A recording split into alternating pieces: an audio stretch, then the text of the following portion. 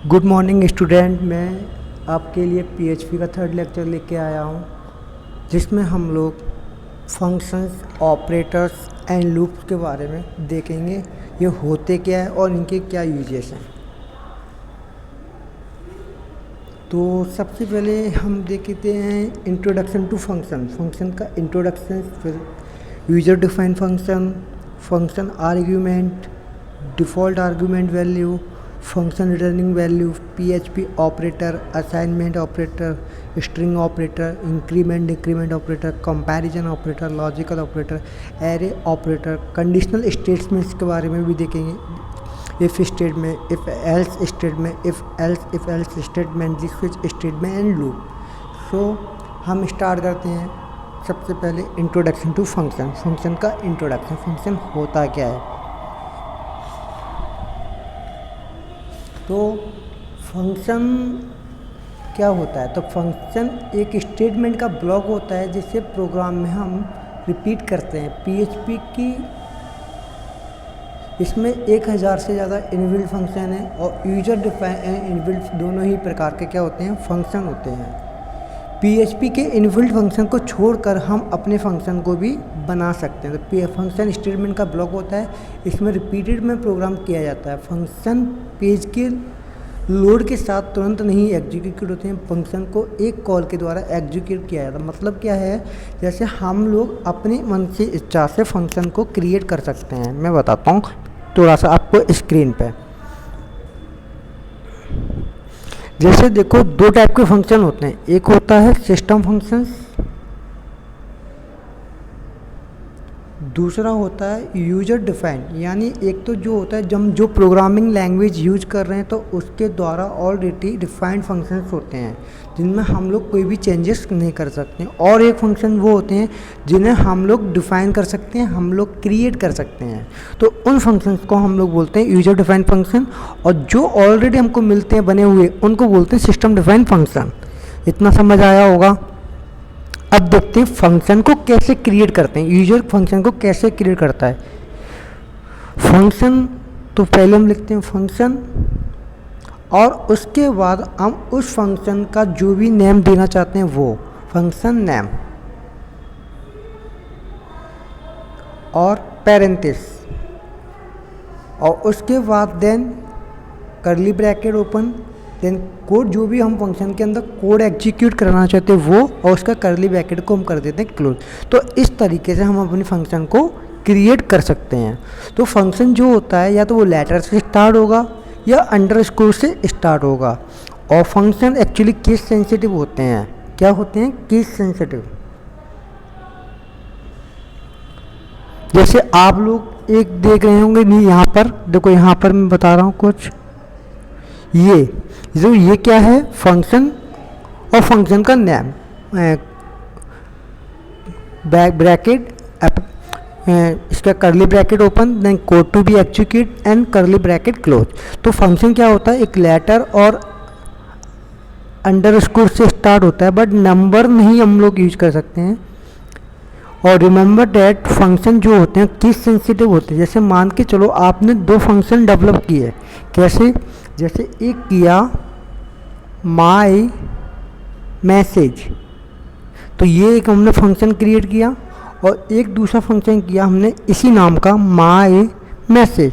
तो ये दोनों फंक्शन क्या है? अपने आप में ही अलग हैं। ये अलग फंक्शन है और ये अलग फंक्शन है, क्योंकि ये हमने एक रनिंग लेटर में लिखा, ये हमने लिखा है कैपिटल केस में। तो इसलिए फंक्शन हमारा कैसा होता है? Case sensitive.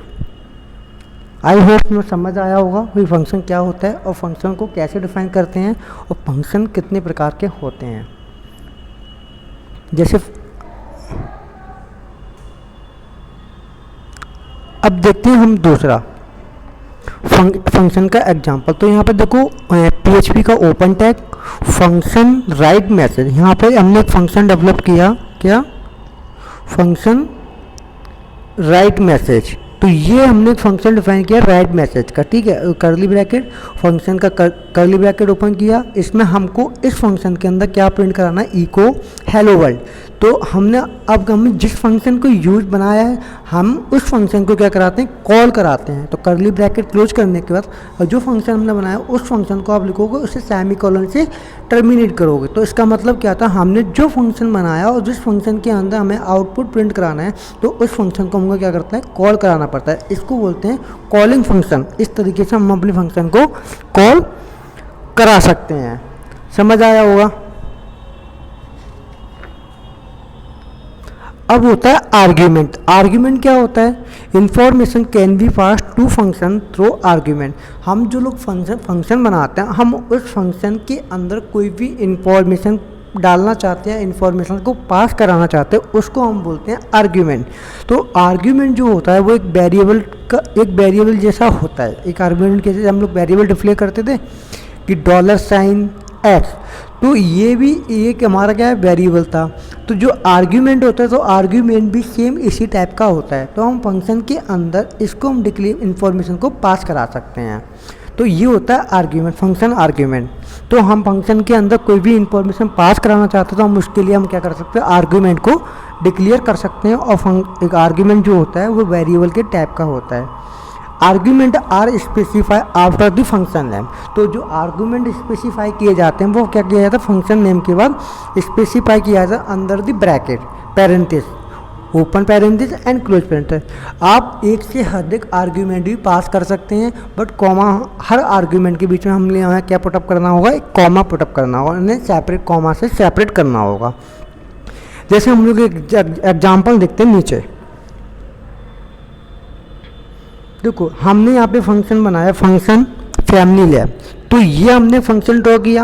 अब मैंने क्या बोला, आर्ग्यूमेंट, फंक्शन आर्ग्यूमेंट। तो फंक्शन आर्ग्यूमेंट तो एक वेरिएबल टाइप का होता है। हमने पैरेंथेसिस के अंदर एक फंक्शन का आर्ग्यूमेंट ड्रॉ किया $f नेम यानी फैमिली नेम। अब हमने करली ओपन किया, इको। अब हमने उस फंक्शन नेम के अंदर जो आर्ग्यूमेंट है उसको प्रिंट करा रहे हैं, फंक्शन नेम रेफरेंस डॉट, ठीक है। अब उसके हमने उस फंक्शन जो फिर हमने क्या किया, यहाँ पर फंक्शन को कॉल किया जो हमने फंक्शन डेवलप किया था, फंक्शन कॉल कराया। और फैमिली नेम में हमें किसका नाम प्रिंट कराना है, जेनी का। तो हमने उस पैरेंथेसिस में डबल कोट में उस बंदे का नाम डाल दिया। तो जब इसका आउटपुट आएगा तो आउटपुट आएगा जेनी रेफरेंसेस। तो इस तरीके से हम अपने आर्ग्यूमेंट को कॉल कर सकते हैं with the help of function. समझ आ गया होगा। सेम ऐसी एक एग्जाम्पल और है, फैमिली नेम एंड ईयर। तो हमने यहाँ पे दो आर्ग्यूमेंट लिए, $, family name and comma $year. तो हमने देखो यहाँ पे दो आर्ग्यूमेंट लिए, तो दोनों आर्ग्यूमेंट को हमने किससे सेपरेट किया, कॉमा से। तो इस तरीके से हम अपने फंक्शन आर्ग्यूमेंट को डिक्लेयर कर सकते हैं। Default argument value. अब क्या होता है default argument value, default argument की डिफ़ॉल्ट वैल्यू। तो क्या होता है, जैसे बाई सपोज दैट हमें कोई फंक्शन को कॉल किया, हमने कोई फंक्शन को कॉल किया विदाउट आर्ग्यूमेंट, तो it take the default value of an argument. जैसे मान के चलो मैंने फंक्शन बनाया,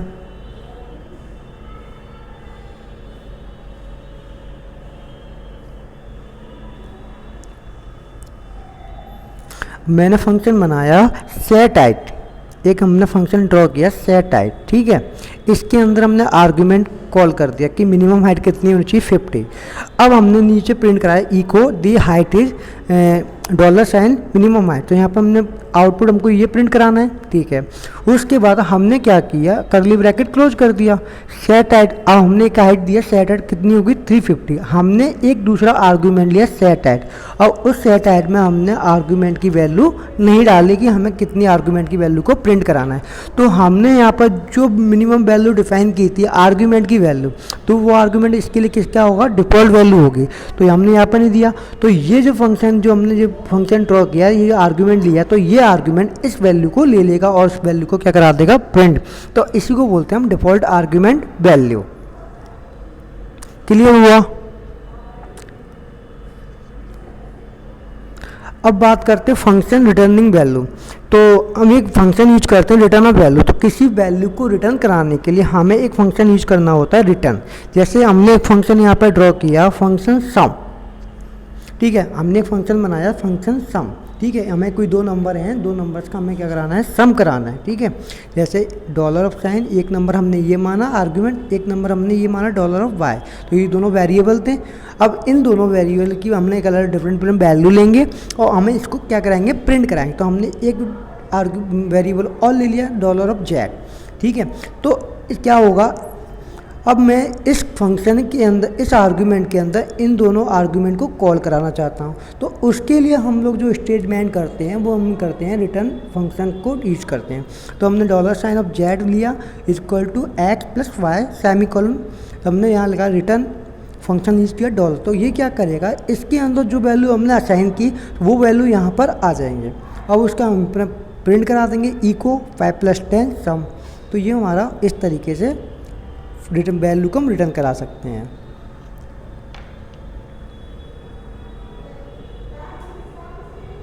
अब बात करते हैं PHP ऑपरेटर की। ऑपरेटर्स क्या होते हैं, ऑपरेटर्स तो आप लोगों ने पढ़े ही होंगे, या सी लैंग्वेज वक्त सी पढ़ा है, जावा, इसमें सब में ऑपरेटर्स होते हैं। तो पहली बात हम बात करते हैं ऑपरेटर्स। ठीक है, तो PHP में कितने टाइप के ऑपरेटर होते हैं। PHP में पहला ऑपरेटर होता है अर्थमेटिक, दूसरा होता है असाइनमेंट ऑपरेटर, थर्ड होता है स्ट्रिंग ऑपरेटर, फोर्थ होता है कंपैरिजन ऑपरेटर, फिफ्थ होता है इंक्रीमेंट डिक्रीमेंट ऑपरेटर, फिफ्थ होता है लॉजिकल ऑपरेटर, तो और सिक्स होता है एरे ऑपरेटर। तो हमारे पास टोटल कितने ऑपरेटर्स होते हैं PHP के अंदर, 6 ऑपरेटर होते हैं, जिसमें पहला होता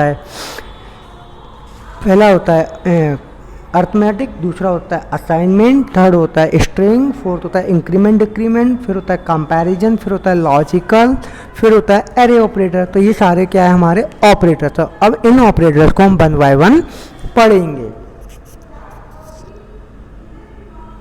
ठीक है बेटा,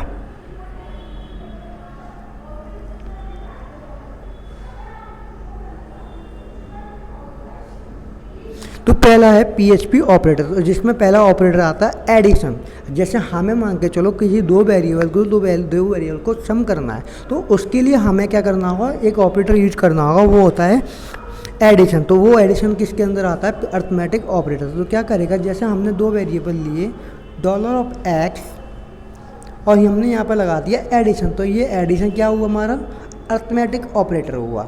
और उसका हमने लिया डॉलर ऑफ बाय, तो क्या करेगा, इन दोनों की जो वैल्यू होगी उन दोनों को ऐड करके दे देगा। उसके बाद दूसरा आता है सब्ट्रैक्शन, इसको बोलते हैं सब्ट्रैक्शन। सब्ट्रैक्शन में हमारा क्या होता है, अर्थमेटिक ऑपरेटर। ये भी क्या करता है, दो वेरिएबल को सब्ट्रैक्ट करता है, दो वेरिएबल की वैल्यू को क्या करता है, सब्ट्रैक्ट करता है। तो इसको बोलते हैं एडिशन, सब्ट्रैक्शन। थर्ड होता है मल्टीप्लिकेशन, तो ये क्या होता है, ये भी दो वेरिएबल की वैल्यू को मल्टीप्लाई करता है। फोर्थ डिवीजन, फोर्थ होता है डिवीजन। तो दो वेरिएबल के बीच में अगर हमें डिवीजन करना है तो हम इसके लिए कौन सा ऑपरेटर PHP में कौन सा ऑपरेटर करते हैं, डिवीजन। फोर्थ होता है मॉड्यूलर, अगर हम रिमाइंडर को किसी डॉलर मतलब एक्स के रिमाइंडर को डिवाइड करना है बाई से, तो उसके लिए हम लोग यूज करते हैं मॉड्यूलर। जैसे फॉर एग्जांपल आप नीचे देख सकते हो, पहला देखो dollar x plus dollar y, तो यहाँ पे आउटपुट क्या आएगा बेटा, 16 आएगा, क्योंकि हमने डॉलर एक्स की जो एक्स की वैल्यू असाइन की वो 10 की, वाई की वैल्यू जो असाइन किया वो किया 6। तो हमने इको लगाया, इको लगाने का हमने एक्स प्लस वाई लिखा, तो इसका आउटपुट कितना आएगा, 16। तो सेकेंड पे अब हम करते हैं सब्ट्रैक्शन की बात। तो यहाँ पर देखो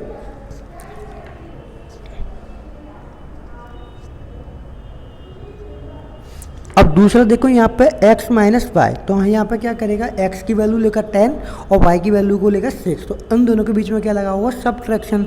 तो इन दोनों को सब्ट्रैक्ट करके जो आउटपुट देगा वो कितना देगा बेटा, 4 देगा। थर्ड है x मल्टीप्लाई वाई, अब हमने यहाँ पे x की वैल्यू कितनी थी, 10 थी, और y की वैल्यू कितनी थी, 6 थी। तब इन दोनों का मल्टीप्लाई होगा तो आउटपुट आएगा 60। ठीक है, इस तरीके से हम इस तरीके से अपने ऑपरेटर्स को यूज कर सकते हैं।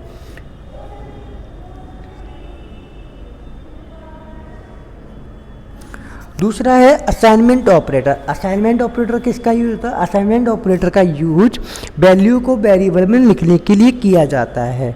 असाइनमेंट का यूज किया जाता है, असाइनमेंट ऑपरेटर का वैल्यू को वेरिएबल में। तो कैसे लिखते हैं बेटा, ये बता देता हूँ।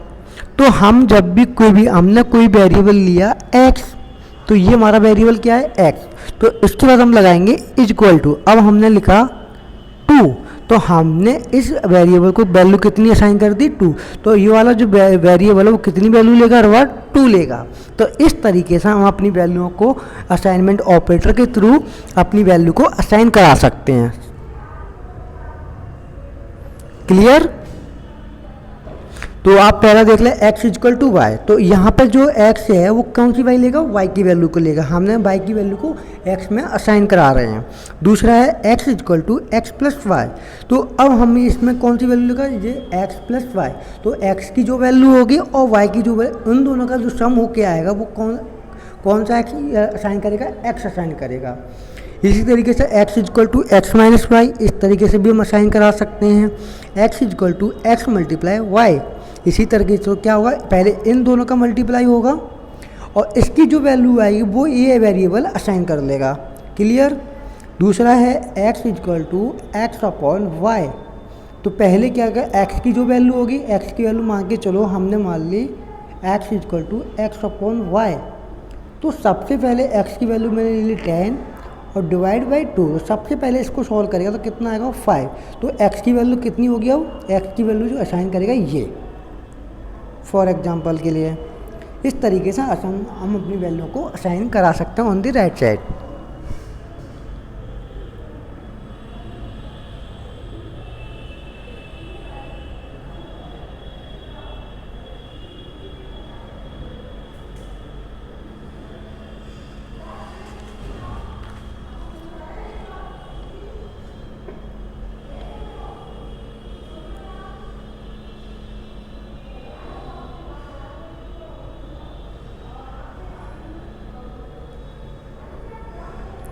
अब एग्जाम्पल आप देख रहे हो, यहाँ पे एग्जाम्पल है डॉलर एक्स इक्वल टू 10, तो हमने ई को तो एक्स की वैल्यू कितनी असाइन कर दी, हमने असाइनमेंट आउटपुट किया तो 10, तो इसका जो आउटपुट आया वो कितना आया बेटा 10 आया। अब उसके हमने वाई की वैल्यू को असाइन किया 20, तो वाई प्लस इक्वल टू 100, हमने एक वैल्यू और लिया किया y equal to plus equal to 100, तो इसमें क्या होगा, जो वाई की वैल्यू, तो वाई की वैल्यू में क्या करना है, प्लस करेगा 100 को, तो वाई में असाइन किया 100 और 100 प्लस कितना हो गया 20, तो इसका जो आउटपुट आएगा वो आएगा 120।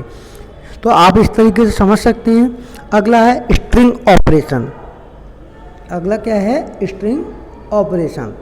स्ट्रिंग ऑपरेटर क्या होता है, पहला होता है कॉन्कैटिनेशंस। कॉन्कैटिनेशंस का मतलब क्या होता है, दो स्ट्रिंग को जोड़ने के काम आता है।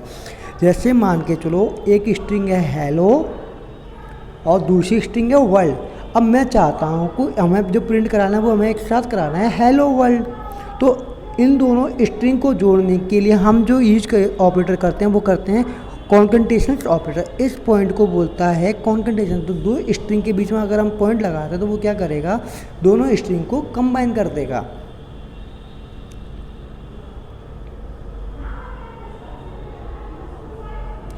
क्लियर बेटा?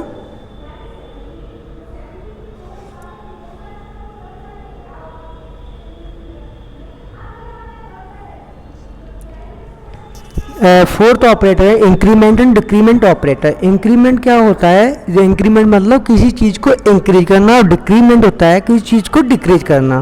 तो इंक्रीमेंट जो होता है प्री इंक्रीमेंट, सबसे पहले हम लोग देखते हैं प्री इंक्रीमेंट। तो increment dollar of x y 1 then return x1। तो पहले क्या करेगा, अगर मान के चलो मैंने पहले जैसे मेरा कोई x है, अब मैंने इसके पहले लगा दिया इंक्रीमेंट ऑपरेटर, तो क्या करेगा, x की वैल्यू मैंने मान के चलो x की वैल्यू असाइन की हुई थी 5, ठीक है। तो हमने पहले क्या लगाया प्लस, तो पहले क्या करेगा 1 ऐड कर देगा। प्लस मतलब होता है 1 ऐड करना, ठीक है। तो पहले इसको कॉल करेगा वैल्यू को, अब वैल्यू कितनी हो गई,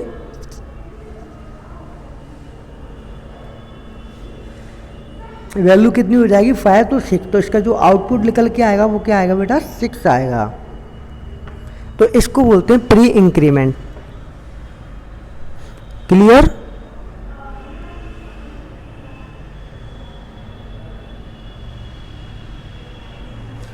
एक होता है पोस्ट इंक्रीमेंट। पोस्ट इंक्रीमेंट होता है, तो पोस्ट इंक्रीमेंट देख लेते हैं। पोस्ट इंक्रीमेंट क्या होता है, आप किसी की चीज़ में, जैसे मैंने एक वेरिएबल लिया x, अब मैंने यहाँ पर इंक्रीमेंट ऑपरेटर लगा दिया x प्लस प्लस, तो पहले क्या करेगा, पहले इसकी वैल्यू हमने ले ली dollar of x equal to 5, ठीक है। अब हमने इसको प्रिंट करा दिया ई को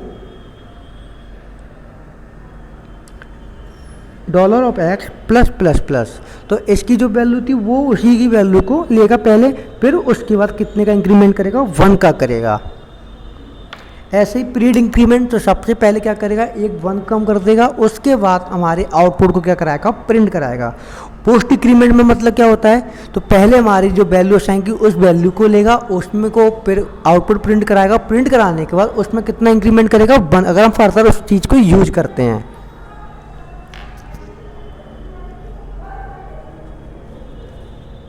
पहला है अब है कंपैरिजन ऑपरेटर। कंपैरिजन ऑपरेटर क्या होता है, कंपैरिजन ऑपरेटर वैल्यू को कंपेयर करने के लिए किया जाता है, दो वेरिएबल को कंपेयर करने के लिए हम लोग यूज करते हैं। पहला है इक्वल ऑपरेटर, तो हमने देखो x इक्वल टू वाई, कब क्या क्या कह रहा है, अगर x y के इक्वल हो जाए तो ट्रू।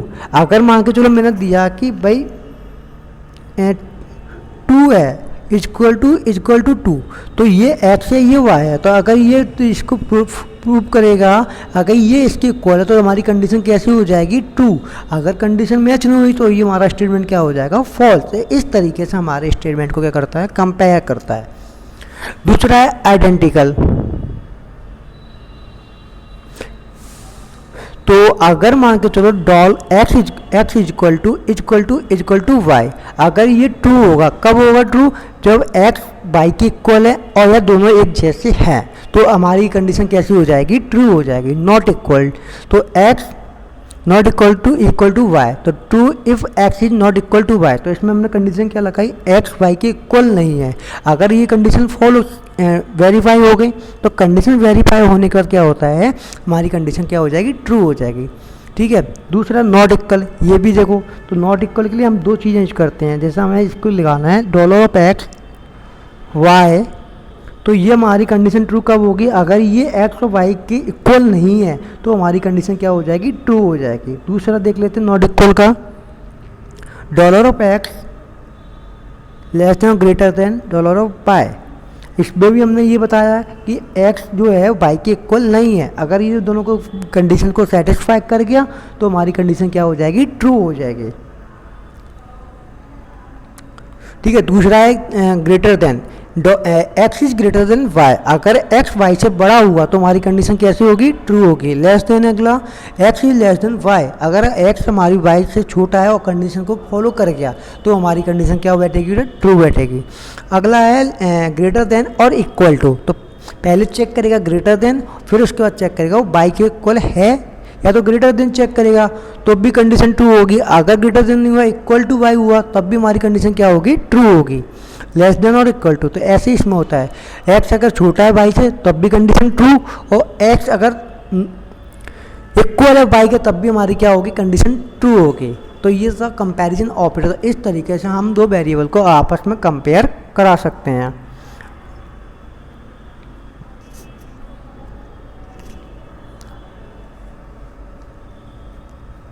अगला है लॉजिकल ऑपरेटर। लॉजिकल ऑपरेटर में सबसे पहला होता है and operator, dollar x and y, तो ये कब ट्रू होगा, एक्स और वाई दोनों ही ट्रू है तो हमारी कंडीशन क्या होगी, सही।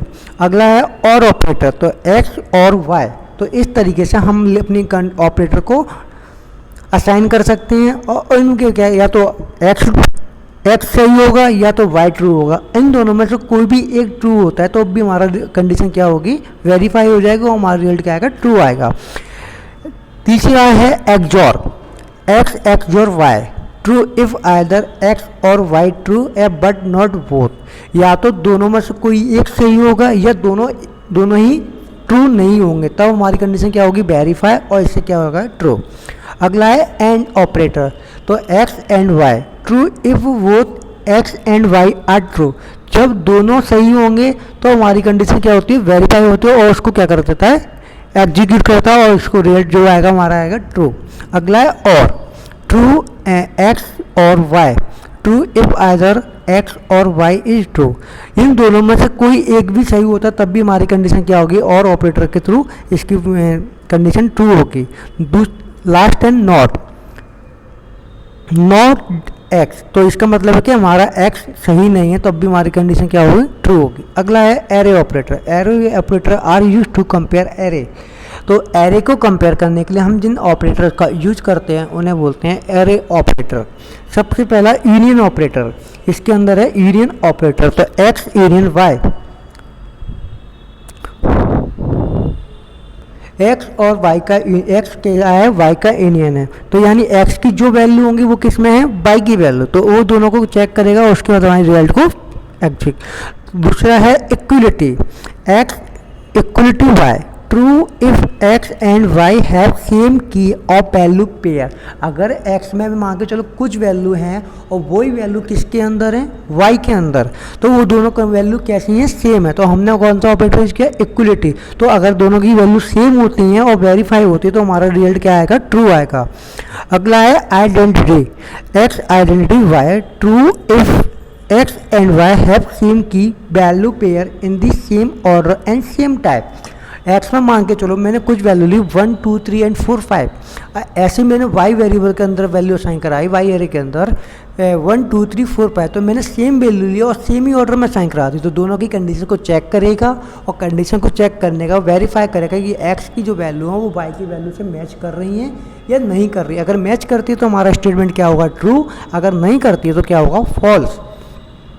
अगला है equality, x is not equality y, तो true if x is not equal to y. अगर मान के जो बाई एक्स के कुछ एलिमेंट जो हैं वाई के एलिमेंट से मैच नहीं करते हैं, अगर एक्स के एलिमेंट मान के जो 1 2 3 4 5 और मैंने वाई के एलिमेंट लिए 7 8 9 10, तो इन दोनों के एलिमेंट को मैच करेगा। अगर हमारे एलिमेंट मैच नहीं हुए तो हमने कंडीशन क्या लगाई, नॉट इक्वलिटी।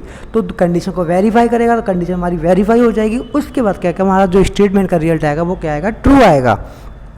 अगला है नॉट आइडेंटिटी, तो x is not identity y if x is not identical to y, x is not, तो इसमें x क्या है, y के आइडेंटिकल नहीं है। अगर नहीं है और कंडीशन हमने यही लगाई है तो हमारी कंडीशन वेरीफाई होगी और कंडीशन वेरीफाई होने के बाद स्टेटमेंट क्या हो जाएगा, ट्रू हो जाएगा।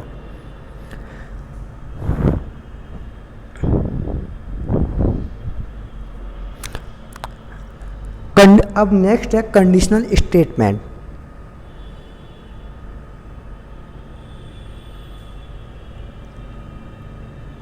अगला है नेक्स्ट कंडीशनल स्टेटमेंट।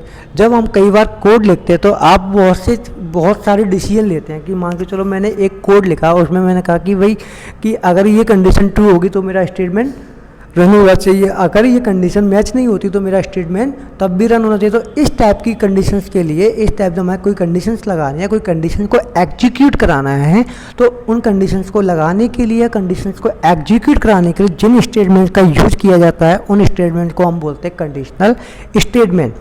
तो कंडीशनल स्टेटमेंट कितने टाइप के होते हैं, कंडीशनल स्टेटमेंट PHP के अंदर 4 टाइप के होते हैं। पहला होता है इफ स्टेटमेंट, दूसरा होता है इफ एल्स स्टेटमेंट, तीसरा होता है इफ एल्स स्टेटमेंट, अगला होता है स्विच स्टेटमेंट।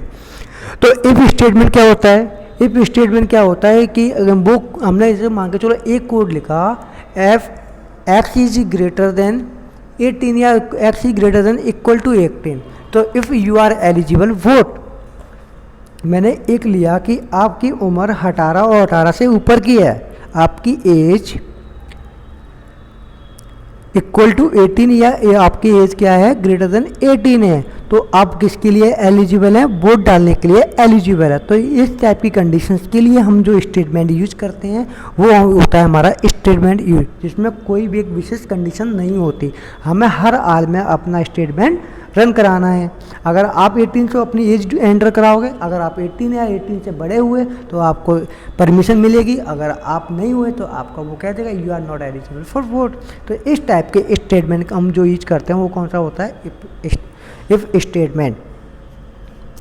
दूसरा है इफ एल्स स्टेटमेंट। कुछ कोड रन करता है यदि एक शर्त सत्य होती है, दूसरा कोड रन करता है जब शर्त गलत होती है। अब इसमें क्या होता है, इसमें हम 2 कंडीशन एक साथ लेके चलते हैं। एक कंडीशन लेके चलते हैं ट्रू कंडीशन, दूसरी कंडीशन होती है फॉल्स कंडीशन। अगर मान के चलो मेरी कंडीशन ट्रू हो गई तो ये वाला कोड एग्जीक्यूट हो जाएगा, अगर मेरी कंडीशन फॉल्स होती है देन ये वाला कोड एग्जीक्यूट हो जाए। तो इस केस में क्या होता है, हमें दोनों में से कोई ना कोई एक कोड को एग्जीक्यूट कराना होता है, दोनों कोड को एक साथ एग्जीक्यूट कराना होता है। तो उसके लिए हम लोग यूज करते हैं इफ एल्स स्टेटमेंट। अगर कंडीशन ट्रू है तो वो वाला स्टेटमेंट एग्जीक्यूट होगा, अगर नहीं है तो दूसरा वाला स्टेटमेंट एग्जीक्यूट हो जाएगा। तो इसके लिए जो स्टेटमेंट यूज किया जाता है इफ एल्स स्टेटमेंट।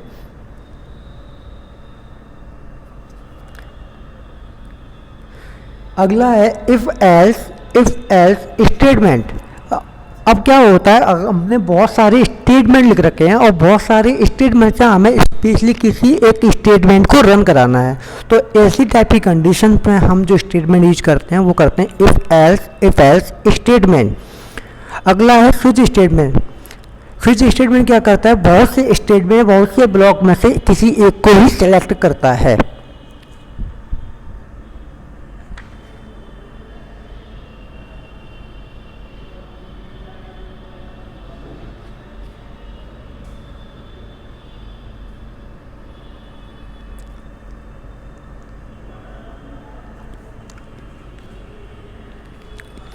तो हम इनके थोड़ा सिंटैक्स देख लेते हैं स्टेटमेंट के। सबसे पहला इफ स्टेटमेंट का सिंटैक्स। तो इफ स्टेटमेंट का जो सिंटैक्स बनता है वो इस तरीके से बनता है, इफ पेरेंटेस में हमारी कोई ना कोई कंडीशन होगी तो हम कंडीशन को किस में लिखेंगे, पेरेंटेस में, उसके बाद कर्ली ब्रैकेट ओपन। आप जिस कोड को एग्जीक्यूट कराना चाहते हैं वो, देन आप कर्ली ब्रैकेट को कर देंगे क्लोज। तो ये जो सिंटैक्स है वो है हमारा इफ स्टेटमेंट का। इफ के बाद कंडीशंस और कंडीशन पे इफ पेरेंटेस में conditions, then curly bracket open, then be write the code, then be close the curly bracket. तो this is a syntax of the if statement. Next हम एक example देखते हैं। यहाँ पर एक एग्जांपल है, ओपनिंग टैग ऑफ पीएचपी। हमने एक वेरिएबल डिक्लेयर किया टी इक्वल टू हमने लिया डेट, जिसमें टी में हमने एक वेरिएबल वैल्यू ली डेट, और डेट में हमने डाला पेरेंटेस में फंक्शन को किया कि हमारा डेट जो है हावर है। ठीक है, अब हमने नीचे कंडीशन लगाई इफ अगर डेट जो टाइमिंग है वो 20 हावर से कम है, यानी टी इज लेस देन 20 हावर, तो वो क्या प्रिंट करा है, have a good day, have a good day. ठीक है, तो आपने मान के चलो आपने डाला 22 हावर्स, तो आपको वो क्या क्या प्रिंट नहीं कराएगा, ई को हैव अ गुड डे। अगर आपने डाला 19, आपने टाइम डाला 19 आवर्स, तो आपको क्या मिलेगा प्रिंट में, आउटपुट में हैव अ गुड डे। तो इस तरीके के स्टेटमेंट्स के लिए हम जो स्टेटमेंट यूज करते हैं वो होता है इफ स्टेटमेंट। अगला है इफ एल्स स्टेटमेंट। तो इफ एल्स स्टेटमेंट क्या करता है बेटा,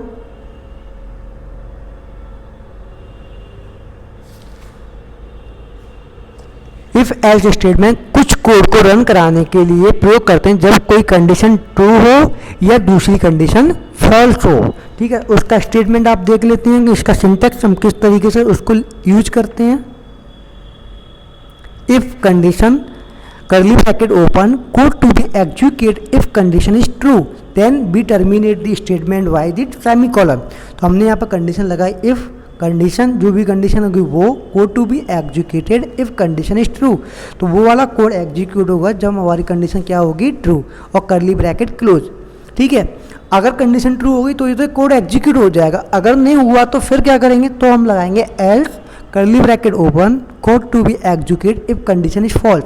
तो यहाँ पर हमने लगाया वो वाला कोड एग्जीक्यूट होगा जब हमारी कंडीशन मैच नहीं करती है, कंडीशन हमारी फॉल्स हो रही है, तब वो कौन से कोड को ओपन करेगा, ये वाले कोड को एग्जीक्यूट कराएगा, then curly bracket will be close.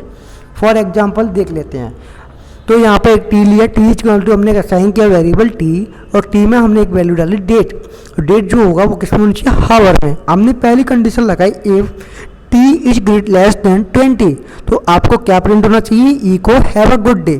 अगर आपने मान के चलो 19 आवर डाले तो आपको क्या मिल जाएगा आउटपुट में, have a good day. Condition match कर जाएगी यहाँ से, जब कंडीशन मैच कर जाएगी तो आपको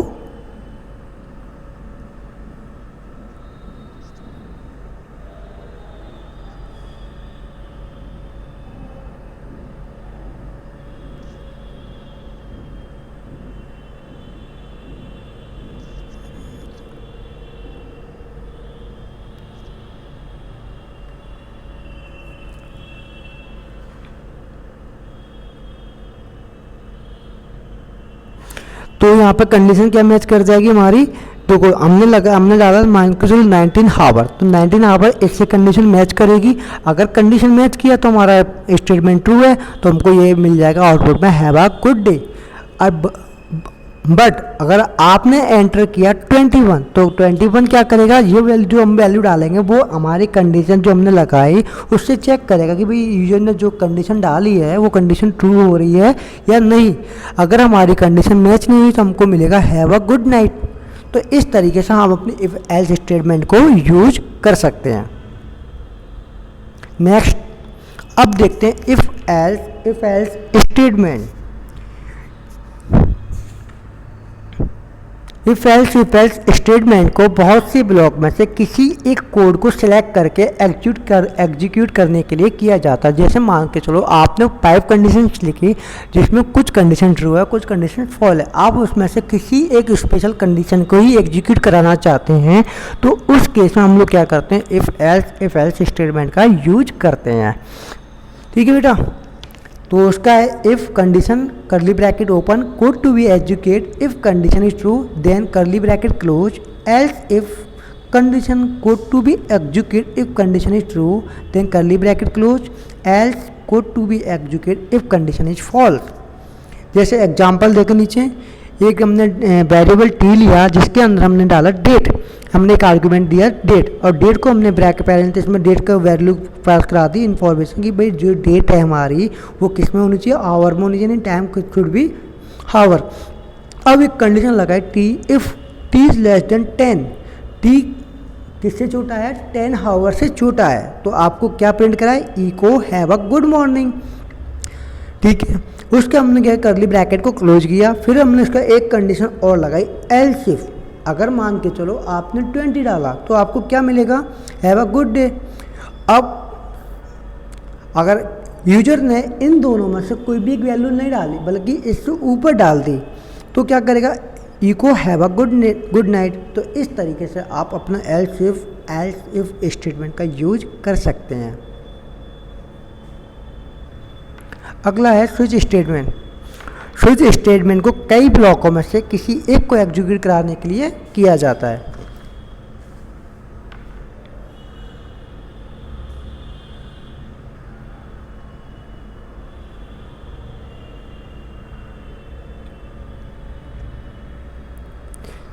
इसका सिंटैक्स देख ले, स्विच स्टेटमेंट का स्विच करली ब्रैकेट ओपन केस लेवल 1, यहाँ पे यानी कोड नंबर 1, अगर हमने कोई केस डाला यहाँ पर 1, ठीक है, code to be executed if N is equal to level 1, अगर हमारा कोड कब रन होगा, जो हमारा लेवल 1 पे, अदरवाइज ब्रेक करेगा, उसको रोक देगा ब्रेक। फिर हमने दूसरा कोड केस लिया level 2, code to be executed if N is equal to level 2, यानी वो दूसरे वाले कोड को क्या कराएगा, एग्जीक्यूट, अगर हमने दूसरा कोड दिया तो, ठीक है, अगर नहीं होता है तो ब्रेक करेगा, उसको लूप को वहीं रोक देगा। देन केस लेवल 3, इस तरीके से हम अपने स्विच स्टेटमेंट को यूज कर सकते हैं।